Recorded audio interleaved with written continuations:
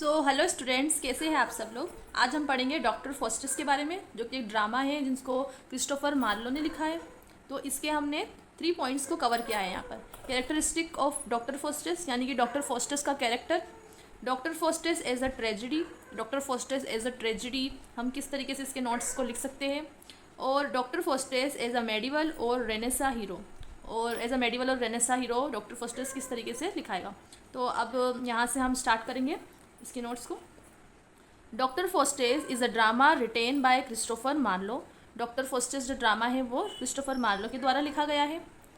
In this drama Faustus is the protagonist and tragic hero. इस drama में जो doctor फॉस्टेस है वो एक ट्रेजिक हीरो है। अब किस तरीके से वो ट्रेजिक हीरो है ये हमें आगे पता चलेगा। He is also Renaissance hero, और वो एक रेनेसा हीरो भी है। रेनेसा मतलब रिवाइवल, यानी कि जो उनके अंदर भी नॉलेज का क्रेज था, वो चाहते थे कि ज़्यादा से ज़्यादा नॉलेज को वो हासिल कर सके, इसीलिए वो रेनेसा हीरो भी कहलाएंगे। By certain aspect also called medieval hero, कुछ एस्पेक्ट से वो मेडिवल हीरो भी कहलाएंगे। फॉर मेडिवल पर्सन, एक मेडिवल पर्सन जो था, यानी जो मेडिवल पीरियड का जो पर्सन था, उसमें क्या था, pride was the greatest seen that one could commit. जो मेडिवल पीरियड था उसमें जो प्राइड था, यानी जो घमंडी लोग थे, जो घमंड था, वो बहुत ही बड़ा गुनाह था जो एक इंसान करेगा। This concept was based upon the fact that Lucifer's fall was the result of his pride. ये कॉन्सेप्ट लूसीफर पे बेस्ड है। लूसीफर एक शैतान है जो कि लोगों को बुरे काम के लिए प्रोत्साहित करता है। तो यहाँ पर जो लूसीफर का फॉल हुआ था, यानी लूसीफर को जो डैमनेशन मिली थी, जो हेल मिली थी, गॉड ने उसको निकाल दिया था और उसको हेल में डाल दिया था, वो इसीलिए क्योंकि वो बहुत ही ज़्यादा प्राइड करता था, अपने आप को सबसे ज़्यादा समझता था। When he tried to revolt against God, उसने जब कोशिश की कि वो गॉड के अगेंस्ट जाए, जब वो गॉड के अगेंस्ट गया तो उसका डैमनेशन हो गया और उसको हेल में डाल, इसीलिए अब वो लोगों को भड़काता है और उनको गलत काम करवाता है। Faustus learned at the age of the play at the end of the play supernatural powers are reserved for God. Faustus को ये पता चल चुका था प्ले के लास्ट में कि जो सुपर नेचुरल पावर्स होते हैं, यानी जो पूरे ब्रह्मांड को चलाने के, जो पूरी दुनिया को चलाने के जो पावर है, वो सिर्फ और सिर्फ गॉड के लिए ही है। And that person who deal with the magical powers must face eternal damnation, और वो इंसान जो कि मैजिकल पावर का यूज़ करता है, जो जादू टोने करता है, उसको इटर्नल डैमनेशन मिलेगी, उसको हेल में जाना पड़ेगा। He had studied medicine, law, logic and theology. अब डॉक्टर फॉस्टेस के बारे में बात हो रही है कि उसने इतने सारे सब्जेक्ट पढ़े थे, मेडिसिन पढ़ी थी, लॉ, लॉजिक और थियोलॉजी, 4 सब्जेक्ट बहुत ही बड़े बड़े थे, ये उन्होंने स्टडी किए थे। But he is not satisfied by his knowledge, पर वो उनके जो नॉलेज थे उससे सेटिस्फाई नहीं थे। Because it can not make the man immortal, क्योंकि ये सारा जो नॉलेज है वो एक मैन को इमोर्टल नहीं बना सकता, उसकी मृत्यु होनी ही है, उसको मरना ही है।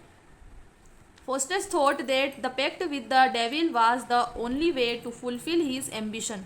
फॉस्टेस को लगा कि ये जो पैक्ट है जो उसने डेविल के साथ साइन किया था, क्या पैक्ट था वो, कि वो 23 ईयर्स के बाद उसकी जो सोल है वो लूसीफर को दे देगा।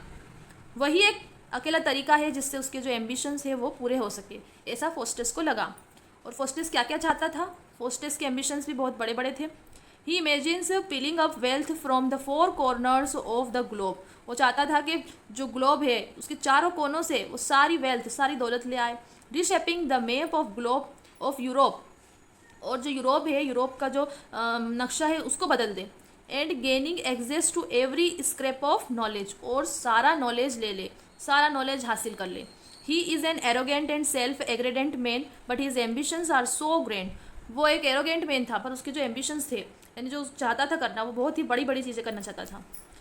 Once Faustus gain his long desired power, लेकिन जब फोस्टेस को ये सारे पावर मिल चुके थे, he does not know what to do with them. उसको नहीं मालूम था कि इनसे क्या करना है। Faustus do trivial things by his magic, और फोस्टेस बहुत ही छोटी छोटी सी चीज़ें करने लगा उसके मैजिक से, जो उसको मैजिक मिले थे। By raising spirit with the help of magic Faustus want to perform certain hard task. Faustus चाहता था कि वो आत्माओं को जगा दे और उनसे बहुत ही कठिन कठिन काम करवाए। He will get his ambiguities resolve, वो चाहता था कि वो सारे उसके जो भी उसका दृढ़ निश्चय है उसको सबको करे। Get gold from India, India से सोना ले आए। एंड पर्ल्स फ्रॉम ओशियन, और सारे मोती ओशियन से सारे मोती ले आए, and delicacies from America, America से सारी डेलिकेसीज ले आए। ही will get all the secrets of foreign king, और जो फॉरेन किंग्स थे उनके सारे सीक्रेट्स को वो पता कर ले। He will divert the course of river Rhine, और जो नदी थी राइन रिवर उसका जो मोड़ था उसको डाइवर्ट कर दे। He will raise army and chase away the prince of Parma, वो जो आर्मी है उसको इकट्ठी करे और जो प्रिंस ऑफ परमा है उसको हरा दे और उसको भगा दे, and become the sole king, और अकेला राजा बन जाए। All these are meant for making mighty god, वो इसलिए चाहता था कि वो एक माइटी गॉड बन जाए, यानी गॉड की तरह बन जाए, उस सब पे राज करे।